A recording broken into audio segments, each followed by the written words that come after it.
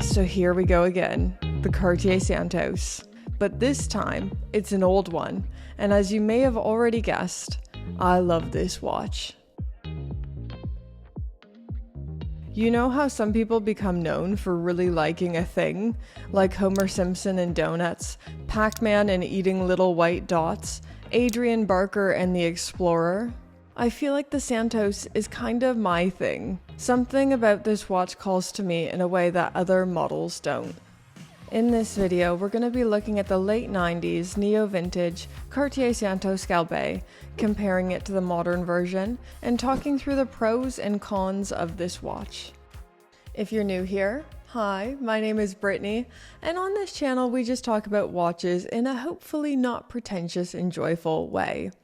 Also, I have a broken jaw, so if I'm mumbling and you're wondering why, that is why. But progress report, look how far I can open my jaw now. I don't mean to brag, but I can eat solid but quite mushy food. So this is the Cartier Santos Galbée, two-tone millennium dial from the late 90s, early 2000s. And I should say, before we get into it, this isn't my watch. I wish it was mine, but it's not. I have this watch on loan from my gorgeous, fabulous friend Mark. Mark's.watches on Instagram. He has a fantastic collection, and he's an even more fantastic friend. So thank you so much, Mark. Even though this isn't my watch, this is exactly the kind of watch I'm looking to buy next. It's interesting looking, useful, handsome, but still functional and neo-vintage. Let's get the boring stuff out of the way. Looking at the specifications, this watch has a case size of 29mm by 29mm, a thickness of 7mm, and a lug-to-lug of 41mm. Now, before those who are the most secure in their masculinity comment, 29mm, that's a girl size. Does this watch come in men's? Remember, this is a square watch, and square watch measurements wear and feel very different to circular watches. I find this watch incredibly wearable, so here it is on my 5.5-inch wrist versus my husband's 6.5, but maybe it's 6 3/4 inch wrist, we don't know, we need to measure it for sure. I think it looks great on both of us, and I really can't choose who I prefer it on. Mark's let me borrow this watch for a couple weeks now, and I have to say, it's an incredibly fun wearing experience. It's one of those watches you can just forget is on your wrist, and it looks so dang good with everything. Moving on to the movement, and this is where you see some of the biggest differences between the neo-vintage and the modern Santos. Inside the Galbée is the ETA 2000 base caliber Cartier 120 automatic movement. That's a mouthful.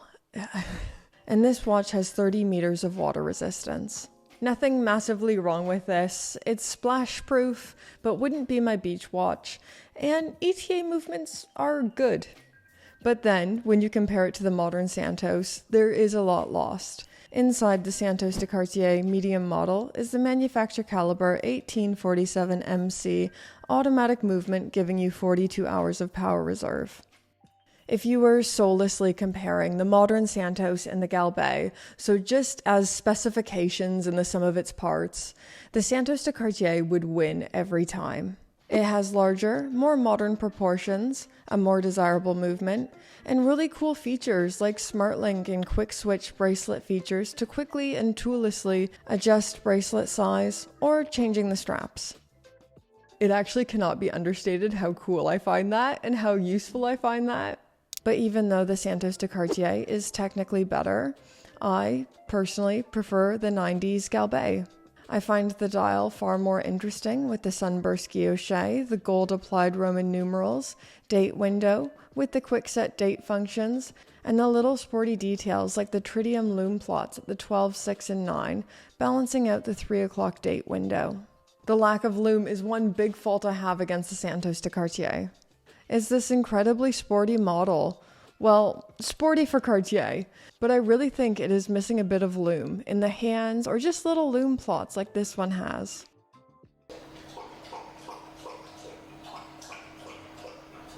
This is also highly subjective, you might disagree, but I prefer the older bezel design that doesn't flow into the case like the current version. I love the classic industrial looking square bezel, and of course there's just something about the way that Cartier does two-tone that's just... it's too good. While I really like the wearing experience of the medium Santos, I find it too large for me, and it's just not the proportions I want from that watch. The Galbée is exactly how I want a Santos to wear. Possibly even still a little tiny bit too large on me, but the wearing experience of the Millennium Galbée is pure joy on the wrist. Hey guys, Editing Brit here. Watching this back and editing this, I feel like I've been ludicrously complimentary about this watch, which makes sense because I absolutely love it and it's hard to find bad things to say about it. But since filming, I think I found one thing I would change, and I would make something on the dial a little bit more stark. So whether that's making the numbers black or dark blue or having blued hands, something. But the gold is still really great, and this watch was to celebrate the millennium, so the opulence is pretty nice as well. So I think the suggestions I would put into it would be against the spirit of this watch, but I do wish something about it was a little bit more stark to help with legibility. Just a little bit. That would be my tiny little nitpick. For me, wearability is king. I like good specs, I love a good complication, but if it doesn't look and feel right on the wrist, what's the point? I was recently watching a film on Prime Video called Air. It's a great movie if you haven't seen it yet. Absolutely star-studded, really enjoyable watch.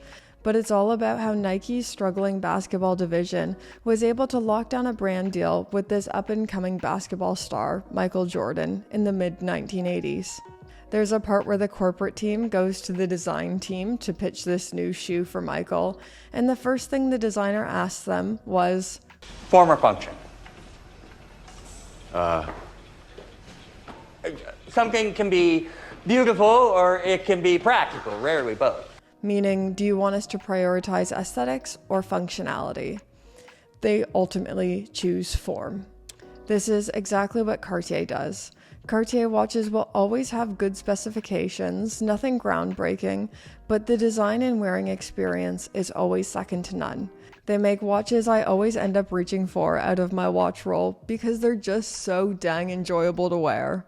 I've been umming and ahhing for a while now if I want to buy something neo-vintage. I love the looks of 90s and 2000s watches, the proportions, and I love the idea of being a part of preserving something from the past. But I've always been reluctant to actually buy one of these. I don't know why, I've just always bought new watches. But with Mark letting me borrow this, I'm pretty sure my next watch is going to be a 90s or 2000s piece, unless Tudor releases something again that I decide that I need to buy immediately. But in all seriousness, Mark, I hope you don't mind if I buy the same watch as you, and we'll be twinning, because I love this thing. But anyways, guys, these are just some of my thoughts on this older Cartier Santos. I'd love to hear all of yours in those comments down below. Don't forget to do all that YouTube stuff, like, comment, subscribe.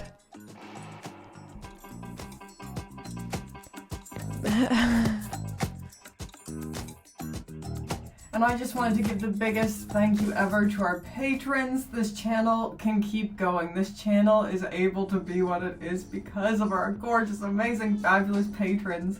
So thank you so much, guys. And an extra special thank you to the highest tier of patrons, the Pope tier patrons, who I thank especially at the end of every video. Thank you, guys. And biggest thank you ever. Welcome to Gringa Patron, to our newest patron, Diego. You're amazing. You're all amazing. You're fabulous. You're wonderful.